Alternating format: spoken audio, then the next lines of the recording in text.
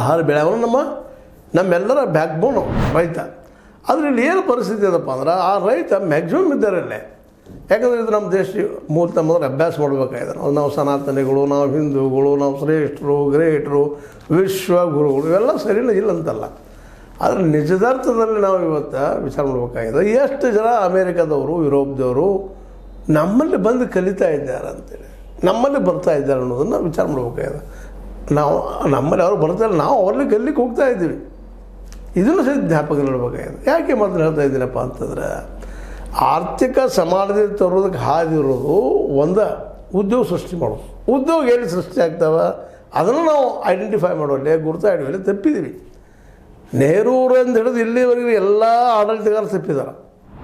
ಮನಮೋಹನ್ ಸಿಂಗ್ರಂತೆ ದೊಡ್ಡ ತಪ್ಪು ಹೆಜ್ಜಿಟ್ಟು ಹೋಗ್ಬಿಟ್ರು ಇತಿಹಾಸದಲ್ಲ. ಇನ್ನಷ್ಟು ಅಸಮಾನ ಹೆಚ್ಚಾಯ್ತು, ಕಡಿಮೆ ಆಗಲಿಲ್ಲ. ತಾತ್ಕಾಲಿಕ ಇನ್ನು ಶಮನದಾಗ ಗಳಿಸ್ತವೆ, ಕಡಿಮೆ ಆದಾಗ ಗಳಿಸ್ತವೆ. ಆದ್ರೆ ಇನ್ನೂ ಹೋಗಿಲ್ಲ. ಕೆಲವು ಜನ ಟಿಪ್ ಆಫ್ ದ ಬರ್ಗ್ ಮ್ಯಾಲೆ ತುದಿ ಜನ, ಅಷ್ಟು ಸ್ವಲ್ಪ ಜನ ನೆಮ್ಮದಿದ್ದಾರೆ, ಕೋಟ್ಯಾಧಿಸಿದ್ದಾರೆ, ಅಬ್ಜಾಧಿಸಿದ್ದಾರೆ. 1%, 2%, ಮತ್ತು ಉಳಿದವ್ರ ಗತಿ. ಇಲ್ಲಿ ಬಡತನ ಹೋಗಿಲ್ಲ, ಹೋಗಿಲ್ಲ, ಶಿಕ್ಷಣದಲ್ಲೂ ಸಿಗ್ತಾ ಇಲ್ಲ, 1-2 ಸಮಸ್ಯೆಗಳು, ಸ್ವಚ್ಛ ನೀರಿಲ್ಲ.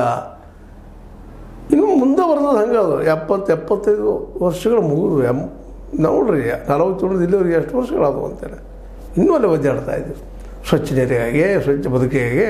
ಕಾರಣ ಅಂದರೆ ನಾವು ನಮ್ಮ ಒಕ್ಕಲ್ತನವನ್ನು ಆರ್ಥಿಕ ಲಾಭದ ದೃಷ್ಟಿಯಿಂದ ಬೆಳೆಸ್ಕೊಳ್ಳಿಲ್ಲ ಅನ್ನೋದು ನಾವು ಗಮನಿಸಬೇಕಾಗಿದೆ.